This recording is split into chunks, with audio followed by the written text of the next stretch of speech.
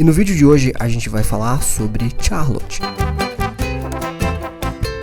Charlotte foi produzido pelo mesmo estúdio de Angel Beast, de um estúdio que gosta de trabalhar de uma forma bem convencional, com animes bem tradicionais. E olhando pra ela e também pra Charlotte, não são histórias que parecem querer se arriscar muito, não chamam muita atenção e parece ser só uma história colegial mesmo. E um nome próprio, cara, isso nem mesmo quer dizer alguma coisa. Mas por que uma história como essa ia interessar a mim e esse público magnífico? Muito bem notado. Mesmo julgando Charlotte pela sua capa, ela na verdade é um ótimo exemplo pra gente falar sobre como uma história é construída e como todo esse processo acaba acontecendo. É isso aí, bora lá.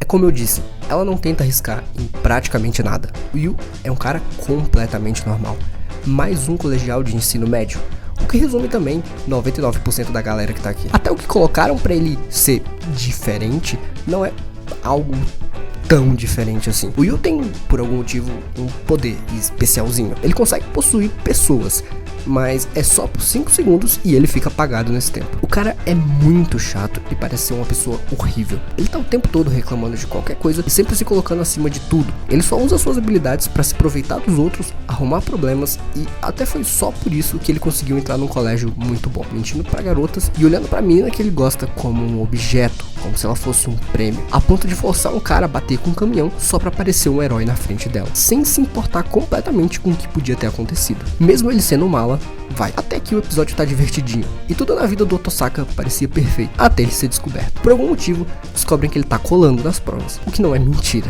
E agora ele precisa repetir a prova, e acertar no mínimo 90% das questões. É claro que ele não ia dar conta, ele tenta colar do professor, mas ele não tinha exatamente as respostas na mão. É aí que aparece a menina na capa. Ela encurrala ele sobre as habilidades, mas é claro que como um bom mentiroso, Yu nega absolutamente tudo. Calma aí que não é só ela. Rapidamente, toda essa história engraçadinha se torna uma corrida contra o tempo para poder pegar um trapaceiro. Finalmente a gente escuta do anime que as habilidades do Yu, dela e do outro humano Yi aparecem só para algumas pessoas durante a adolescência e depois acabam sumindo. Ela e a organização responsável estão atrás dessas pessoas para que elas possam viver seguras e longe das mãos de cientistas loucos. Qualquer semelhança com X-Men e o Instituto Xavier é mera semelhança. Brincadeiras à parte, pelo menos agora a gente sabe sobre o que essa história vai contar. O problema é que muitas das minhas preocupações acabaram se tornando realidade já no segundo episódio. Eles não só abriram um leque muito grande para um tema muito imenso, com 1 milhão de possibilidades, que é a parada das habilidades especiais. O problema é que eles fizeram isso e ainda adicionaram algo muito específico em cima. É que elas não podem ser só habilidades, elas precisam ser habilidades quebradas. Porque o Yu possui alguém, mas ele apaga. A Nao fica invisível, mas é só pra uma pessoa. E o humano ali, o Takaju, ele salta, mas ele não controla pra onde ele teleporta. Eu entendo que esse tipo de coisa acaba forçando a história a parecer diferente, porque esse tema foi e continua sendo muito explorado, não só por animes, mas por outras mídias. Mas se por um lado você aumenta a criatividade, você também acaba exponencialmente, olha que palavra bonita, aumentando também a dificuldade. Mas é claro que a história acaba ficando mais divertida e a gente espera sempre o melhor. Assim que a mudança começa, é claro que o nosso anime cria aquela paquera entre o Yu e a Nao. Ela é tímida, porém inevitável. Você já conhece. Diferente do primeiro episódio, que tenta colocar ele como um vilão, com plots bem diferentes e muita coisa acontecendo na tela, o segundo continua levando algumas coisas, mas não é com a carga que tinha antes. Toda aquela parada do cara trapaceiro vira só um monte de reclamações, a ponto do Yu ser um cara bem chato e bem sem noção mesmo. Eu acho que o segundo episódio deixa mais claro que eles não vão conseguir fazer exatamente o que eles queriam. Porque, sim, para encontrar adolescentes com habilidades especiais, o cara que tem essa habilidade é um GPS ambulante que tem que estar encharcado de água e apontar para um mapa de papel com uma gota de água. Mas que, por outro lado, o vilão da história é um cara que pode tirar fotograficamente a roupa das garotas, que na verdade é uma ótima habilidade, que vai na verdade mostrar o quão difícil vai começar a manter essas ideias. Talvez muitos de vocês já tenham percebido. Pegar um anime comum e jogar uma mecânica diferente para a história parecer original é o que muitos animes acabam fazendo, mas não é todo mundo que consegue explorar a ideia que cria realmente. não é Charlotte. Para um universo tão grande e conceitualmente vasto, com tantos mutantes, a gente só teve 3 personagens que não inspiram muita confiança não. Nada da organização principal, sem líderes, sem um elenco de apoio de personagens. Então, até então, esses episódios, Charlotte parece um anime bem vazio. Só pra não reclamar demais, o terceiro episódio já corre para poder apresentar um novo integrante. A Misa, que é um idol que tem 2 habilidades. Tá bom, legal. Já explorou um pouquinho a mais. Mas na verdade, ela só tem uma mesmo, que é ser possuída a qualquer momento por um fantasma. E sem ela perceber. Que é o fantasma da irmã mais velha dela, que acabou morrendo num acidente. Que por sua vez tem uma habilidade de fogo. E aí, ficou confuso? Eu também fiquei. Todo mundo ajuda a Idol a se livrar de um perseguidor e os amigos da guria morta se despedem dela. Tudo bem, o elenco aumentou, tem umas cenas legais do Takagi sendo um marmanjo fanático por um idol, mas fora isso, nada até aqui serviu pra poder avançar a história. Até então, eu ainda não consegui entender o que Charlotte realmente é. Não dá pra dizer se ela é uma história de cotidiano, porque por mais que os episódios terminem neles mesmos, os personagens não têm de fato um desenvolvimento. Eles não são explorados e eles não são o material principal dos episódios. Os episódios também não são engraçados e nem trágicos o suficientes. E por outro lado, também não tem material para poder compor uma história longa e muito bem amarrada entre ela. Não é só isso, mas os próximos episódios mostram uma história que tá boiando entre muita coisa e fazendo quase nada. Que jogou muita coisa já lá no início, não tem tempo e nem tem habilidade para poder explorar tudo isso. Quarto episódio é com toda certeza o episódio mais sem sentido de todos. Então, provavelmente o mais chato também. Só não ganha do próximo episódio, porque ele tem algumas coisinhas engraçadinhas que tu pelo menos acha engraçado. Que não é o que acontece aqui. Esse episódio nem tem sentido nenhum. Eu nem sei por que ele existe. Se não for só pra você admitir que ele é só pra tapar buraco. A trupe colegial vai até uma quadra de beisebol porque tem um cara que tá mudando a direção da bola com levitação pra poder tentar burlar os jogos. A premissa parece preguiçosa, né? Pois é, feliz se fosse só isso. Se a ideia é ruim, a execução é 1000 vezes pior. Talvez pra quem gosta de beisebol, esse episódio até fosse legal. Mas pra quem não entende, não tá nem um pouco se importando com isso. Quase uma solução pra noites de insônia. Não tá bem animado, as cenas do jogo são chatas e a trilha não ajuda. Por que será? Porque essa não é uma história sobre isso. Eu não sei por que isso tá aqui. Não dá pra entender. No fim eles ganham o jogo, o cara é obrigado a parar de usar a habilidade dele, que ele nem usava pra ele usava pro amigo dele que... Sério, cara. Chega desse episódio. Até então, a gente já perdeu metade da obra com nada. Pelo menos pra mim, fica muito difícil acreditar que até então alguma coisa vai mudar. Nesse episódio, eu realmente pensei, por que muita gente gosta desse anime? Não tem nada que realmente prende você aqui assistindo isso. A animação não é ruim, tem coisas boas e tem coisas que não são tão boas. Mas fora isso, não tem nada que chame atenção aos olhos. E os personagens também são fracos, bem fracos. Pelo menos pra esse episódio aqui, foi a tampa do caixão. Aqui eles entram numa trip maluca de entrar na floresta pra caçar um cara que tem a habilidade de voar. E vocês perceberam, né? Esse cara só voa. Cadê as habilidades quebradas? O outro cara também só levitava. Assim, é bizarro. Mas a história durou 2 episódios, literalmente. Beleza, eles passam no supermercado pra poder pegar mantimentos. E aqui começa mais ou menos, sei lá, um típico episódio de praia. Pra quem não sabe, esses episódios são bem comuns em animes. E eles são basicamente uma fórmula bem estabelecida e que geralmente funciona. Funciona porque eles existem realmente pra 2 coisas. Uma pra ser escape de fanservice. Se você não conseguiu colocar fanservice até então, esse episódio é exatamente pra isso. E 2, é porque ele é uma pausa dentro de uma narrativa. Ele é tipo um descanso pro público e pros escritores. Como se fosse um corte de um vídeo pro outro. Então, eles costumam ser mais divertidinhos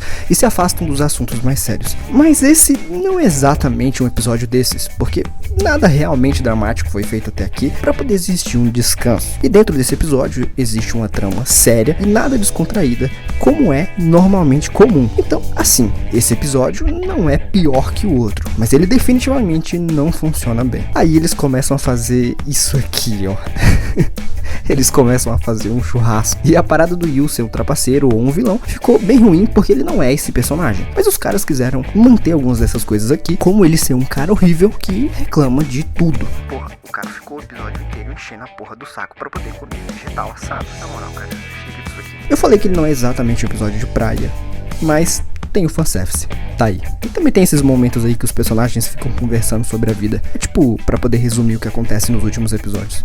De nada. Depois de alguns dias no meio do mato, vocês devem estar se perguntando por que eles não levam falta na escola. Então, a Naô explicou que lá no começo, que os caras acabam fazendo vista grossa pra eles. O esquilo voador finalmente aparece. Ahá! É claro que esse episódio não é um puta desperdício. Tudo isso foi só pra atrair esse cara com fome no meio do mato. Mas é claro, eu nunca duvidei de Charlotte. Depois de possuir o cara em pleno voo, ou eles conhecem o cara e... sei lá o que, mano. Eu nem sei, porque eu não terminei de ver esse episódio de tão chato. Pra mim e pra vocês, acho que chega por hoje disso aí. Pera. Calma aí, cara, tu tá tirando a galera do vídeo. Mesmo sendo completamente e potencialmente fecal, eu nunca abandono algo pela metade. Nunca. Episódio 6, feliz sem perceber. Pelo menos é isso que eu acho que significa. Poliglotas aí ajudam. A Sumi tá doente, então por isso que ela ficou em casa. Por isso o plano seco quando fazem a chamada lá no começo e ninguém responde. Interessante, não?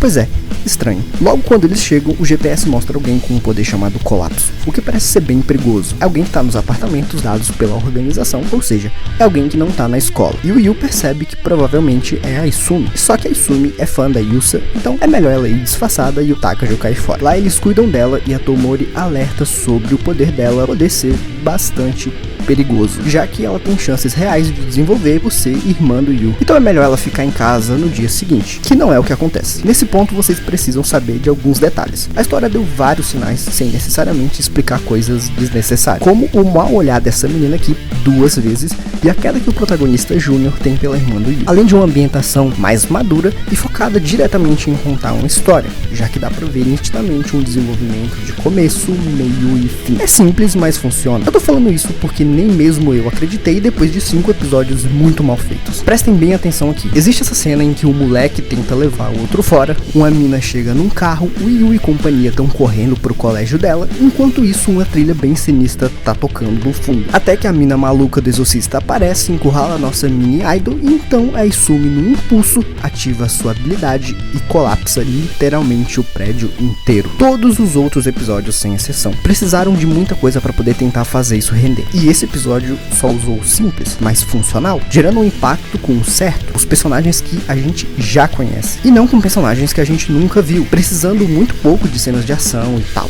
Porque essa cena aqui só veio do final, porque era o clímax, era só o que faltava. No 7º episódio, o Yu acorda, já sabendo que a Isumi não sobreviveu.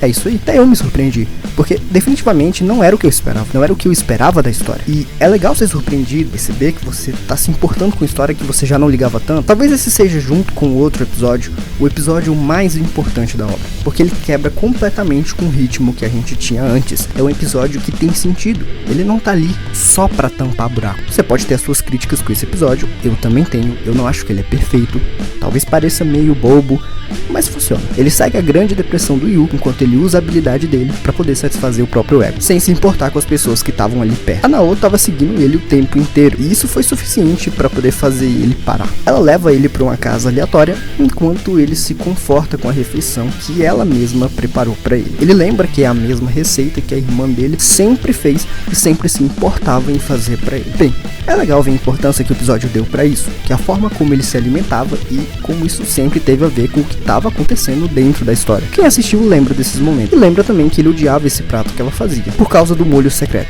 Mas é óbvio que o gosto, mesmo doce, faz aquelas memórias voltarem. A partir desse ponto, o Yu que a gente conhecia começa a não dar mais as caras. Aquele personagem arrogante, chato e reclamão, simplesmente é ofuscado por um cara que começa a dar mais valor para as coisas mais simples. E o Yu começa a ser um personagem, pelo menos, mais simpático. É incrível, esses 2 episódios foram até aqui os melhores episódios de todos, e nenhum deles realmente falou sobre o tema da história, e passou bem longe de explorar habilidades quebradas, grandes lutas, ou seja, qual for a ideia que tinha lá no começo desse anime. Ou seja, uma história só precisa ser bem escrita, é só isso. E esse episódio acho que mostra melhor isso, porque esse episódio nem fala de habilidades especiais. A história é completamente diferente e a pegada também é muito diferente. A Tomori tem 2 ingressos pro show da banda que ela é fã. O Takajo não curte, e o Sari não entende de rock, e a Yusa deixou bem específico demais pra ela poder assistir. Então por que não um encontro bonitinho com o Yu? Eu sei, não parece nada demais esse episódio, e eu também achei a mesma coisa. Só que no meio dele, usam ele pra poder mostrar um pouco mais desse outro lado do Yu. E você percebe que eles estão levando essa história mais pra tragédia, pra melancolia. Foi realmente o que funcionou melhor. E milagrosamente, ele encontra a vocalista da banda, que é cega. Nossa, que coincidência. Depois de levar ela pra vários lugares no Japão, depois de fazê-la beber todas, acender um incenso pra Isumi, o Yu tem a brilhante ideia de levar ela pra ver o irmão da Tomori, já que ele era fã da banda. Tá, a gente já entendeu, Tomori. Vou aproveitar esse espaço para poder dizer que eu nunca achei essa personagem tão interessante não, tá?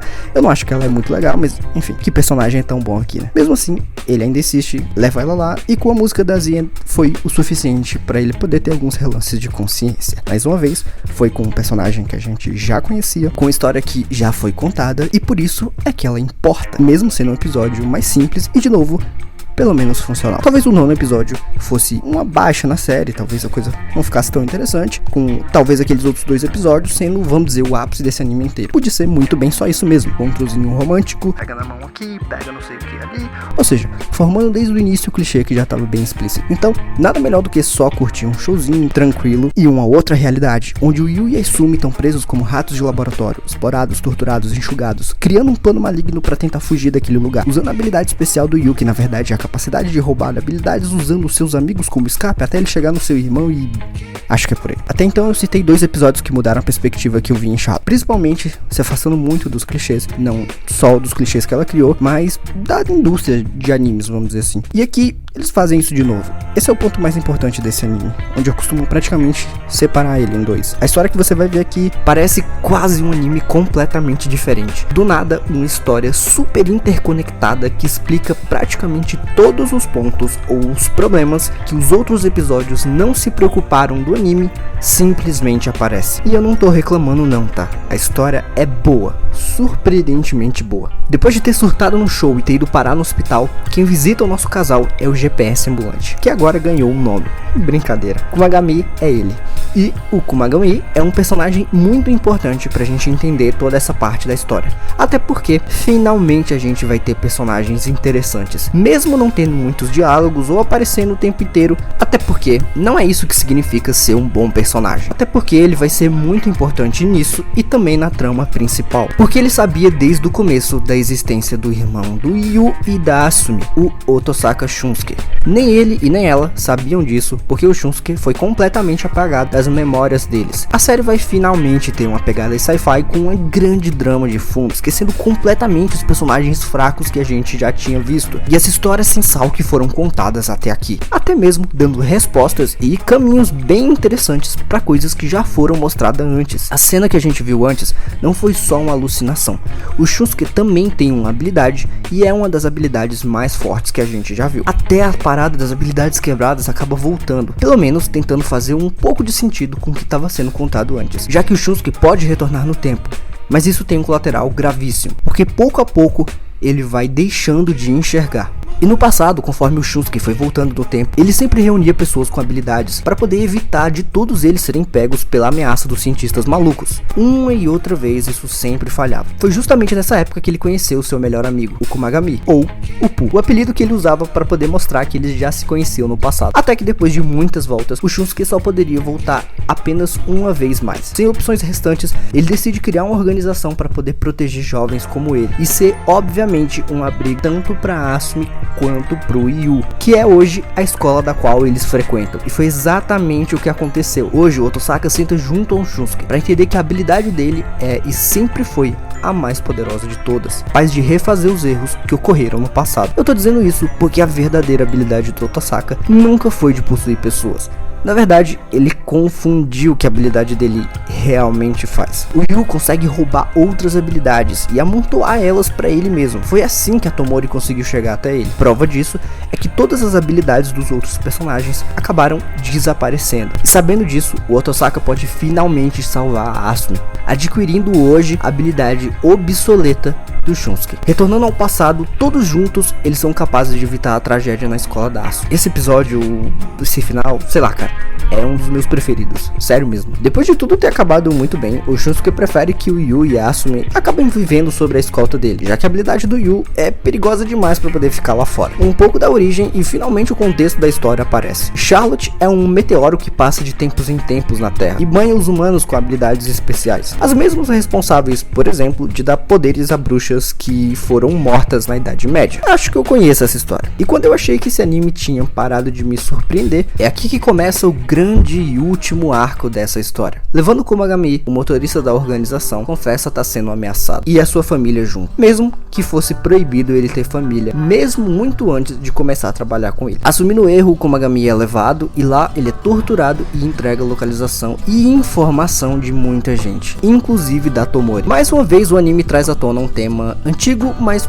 pobremente explorado. A ameaça finalmente sai dos mutantes e se torna externa, como a própria existência dos cientistas, ou os interessados em usar os mutantes como armas. Agora tudo sobra pro nosso protagonista, que não tá muito confiante não. Mas se tudo der errado, a única coisa que ele precisa fazer é simplesmente voltar no tempo, não é? Não se os caras maus forem humanos sem habilidades para poder roubar, sem um dos olhos para poder voltar no tempo, e completamente perturbado, o mesmo cenário volta a acontecer novamente. E o prédio desmorona em cima dele e também dos reféns. Infelizmente, o Komagami se sacrifica para poder salvar a Tomori.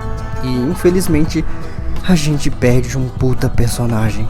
Adeus, Komagami. Tendo feito uma puta merda, no hospital ele tem tempo suficiente para poder pensar. Com a ajuda e o amor dos nossos queridos olhos azuis aqui, o Otosaka decide usar sua habilidade para poder salvar o mundo e evitar um conflito em escala global entre mutantes e humanos, roubando todas as habilidades que existem, já que a vacina do Shunsuke previne o aparecimento dos poderes, mas não consegue fazer nada com quem já desenvolveu elas. Se declarando para Tomori numa cena bem bonitinha, o Otosaka parte antes, já coletando a habilidade dos seus amigos e se despedindo da Yusa e até mesmo do Shunsuke. Esse plano parece bem perfeito, se não fosse pela Tomori ter deixado bem claro a possibilidade do Otosaka se transformar em um monstro absorvendo tantas habilidades. Aceitando os riscos, no seu último episódio, Charlotte dá um verdadeiro show de como encerrar uma história. Não necessariamente episódios finais precisam ter grandes lutas ou um puta vilão, por exemplo. O encerramento apenas precisa ser impactante e forte o suficiente. A figura principal aqui é ninguém senão o próprio Otosaka. Conforme ele viaja para muitos países, muito bem contextualizados,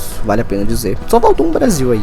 O Otosaka acaba absorvendo inúmeras habilidades, como tradução instantânea, localização de outras habilidades, mudanças de temperatura, barreiras, transmutação de objetos, levitação, aceleração de doenças, não precisar dormir e até mesmo cura. Mas ele não tá aqui pra isso, né? Infelizmente, o ceifador caolho, como ele foi apelidado, acaba sucumbindo à própria loucura. Mas mesmo assim, que é capaz de absorver até mesmo a última habilidade que restava, a da coragem. E o Otosaka salvou o mundo, mas acabou perdendo todas as suas lembranças no processo. Charlotte é um dos finais mais surpreendentes que eu já vi. Não porque o final em si é realmente surpreendente, até porque ele concorre com vários outros que podem até mesmo serem melhores. Mas diferente de outros animes que eu já esperava alguma coisa, eu nunca, jamais esperei algo assim de Charlotte. Apenas aconteceu. E é uma história que eu nunca vou esquecer, exatamente por essa lição.